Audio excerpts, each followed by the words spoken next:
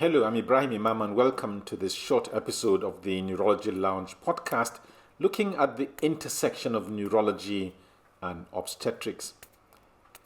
Pregnancy is tough enough without neurological symptoms intruding. But intrude they do, more often than neurologists and obstetricians would like.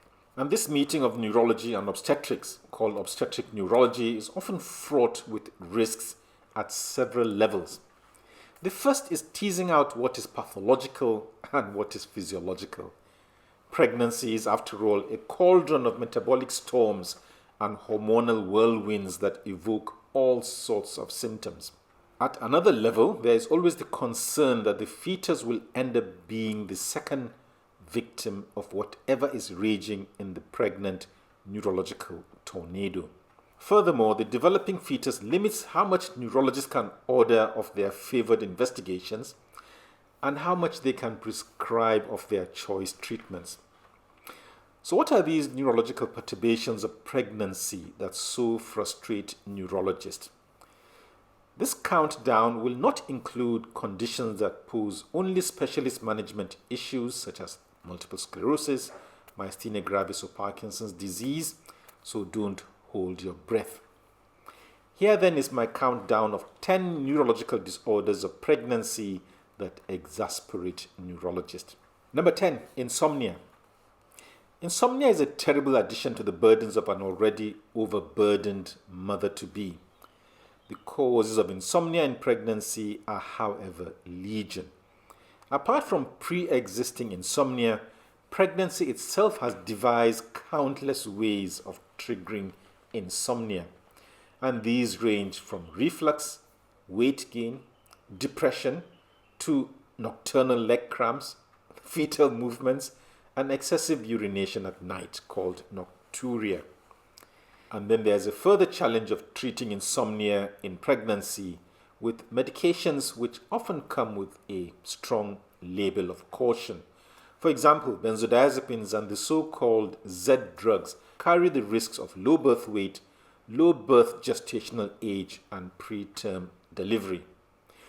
No wonder the emphasis is on good sleep hygiene and cognitive behavioral therapy for insomnia, called CBTI. Number 9, narcolepsy. I guess you are surprised to see narcolepsy in this countdown. Don't be. There are many reasons why narcolepsy and pregnancy don't see eye to eye. For one, narcolepsy increases the risk of impaired glucose tolerance and gestational diabetes, as well as increasing the risk of anemia during pregnancy. And for another reason, narcolepsy increases the risk of having heavy babies. And for type 1 narcolepsy, which is associated with cataplexy, one can only imagine the risk to the mother and the baby when the mother falls down inexplicably whenever she laughs or expresses any emotion. And whilst it seems obvious, the neurologist needs to remind pregnant women with narcolepsy to take such precautions after delivery as washing their babies on a mat and not in a bath, to breastfeed lying down, and to move babies around in a wheeled baby carriage. Number 8, idiopathic intracranial hypertension. Also called IIH, this is the presence of raised pressure in the head without any cause that can be seen in the brain, for example, a brain tumor. IIH manifests with such worrying symptoms as headache and visual blurring, and it carries the risk of blindness. IIH is pre-existent in most cases when it shows up in pregnancy, but it can start in pregnancy in about 8% of cases, and this is usually in the very first trimester. And whilst about half of the cases of IIH will remain stable during pregnancy, the other half tend to progress. Suffice it to say that IIH and pregnancy are not friendly bedfellows. This is partly because IIH increases the risk of preeclampsia and gestational diabetes, thereby threatening the viability of the fetus. One challenge for neurologists is that many of the drug treatments that we have for IIH cannot be safely used in pregnancy.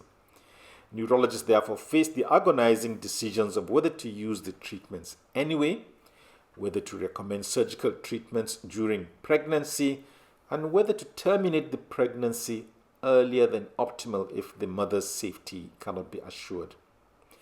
Not choices anyone wants to make, ever. Number 7, cerebral aneurysms.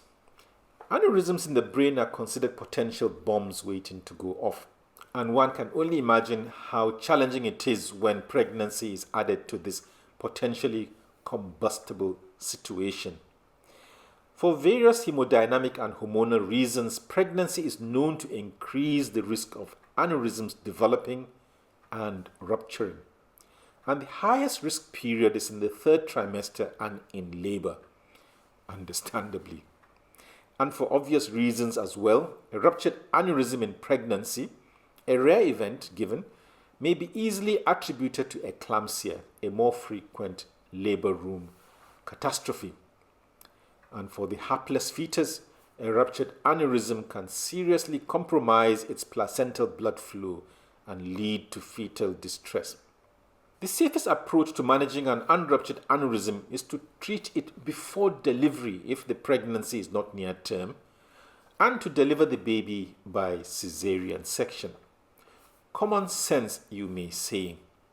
Number 6, brain tumors. Brain tumors are bad news whenever they crop up, and this is particularly so when the person is pregnant. Whilst we know that pregnancy does not increase the risk of developing brain tumors, it does trigger an earlier onset of brain tumor symptoms. For example, pregnancy increases the risk of seizures from brain tumors. The most frequent brain tumor to present in pregnancy is the meningioma, a tumor of the covering of the brain and not of the brain substance itself.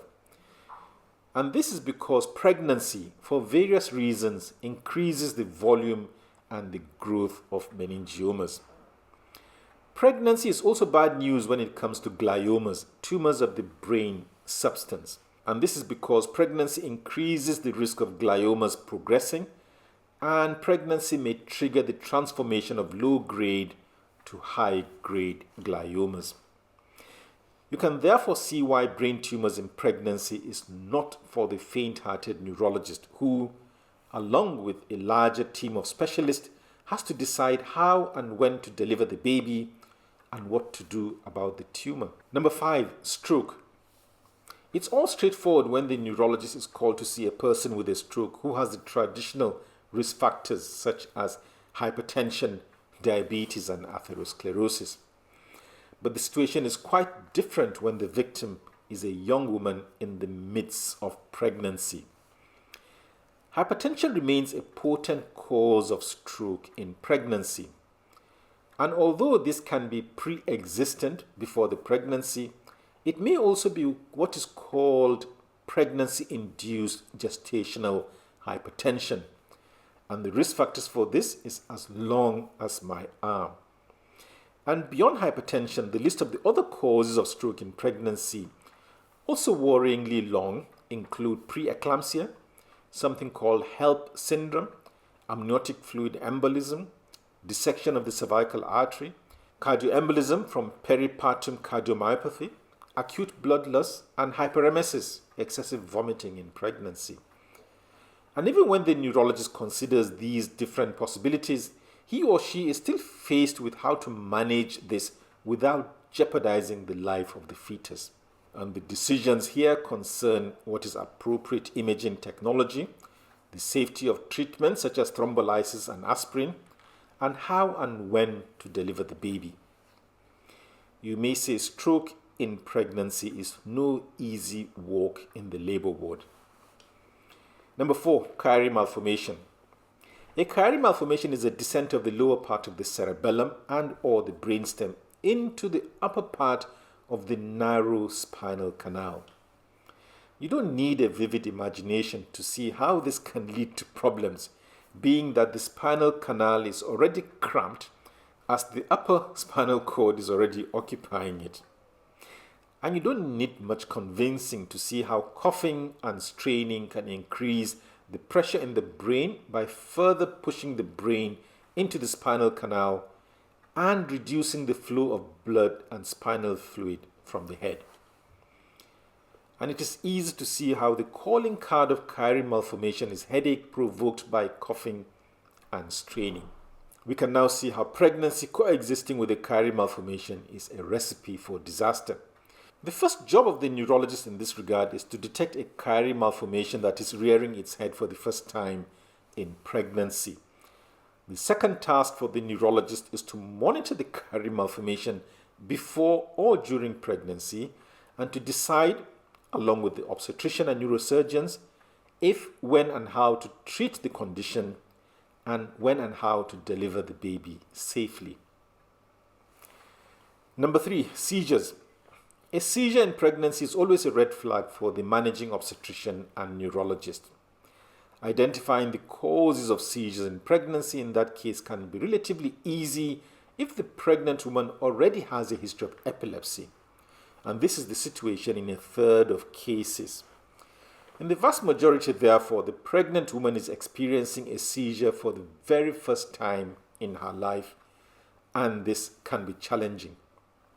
This is when neurologists need to be in top form.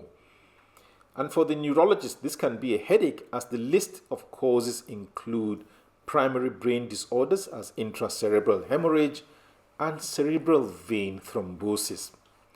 Other causes include such acrimonious disorders as reversible cerebral vasoconstriction syndrome and posterior reversible encephalopathy syndrome.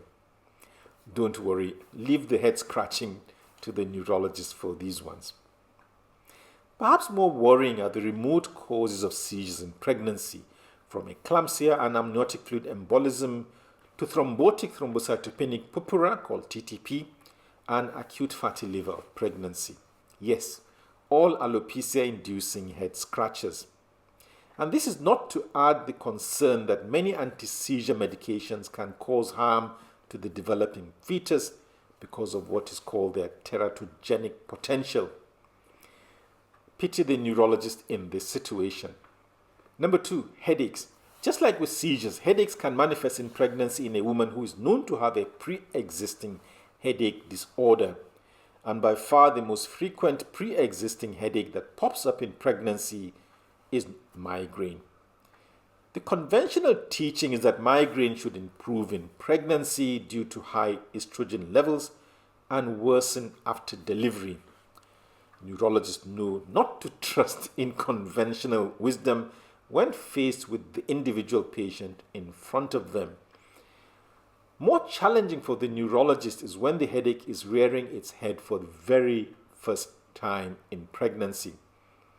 And this is when the neurologist is at the most alert at teasing out such disorders as vasculitis, meningitis, cerebral vein thrombosis, and subarachnoid hemorrhage. Others are cervical artery dissection and idiopathic intracranial hypertension, IIH, as well as stroke. No wonder the labor ward call is one that every neurologist dreads. And number 1, preeclampsia. This one sort of combines numbers 2 and 3 together. Preeclampsia is defined as a new onset hypertension during pregnancy, and this develops after 20 weeks of pregnancy. The hypertension is thought to likely be the result of spasm of the blood vessels. By definition, preeclampsia is also accompanied by proteinuria, the excretion of excessive amounts of protein in the urine.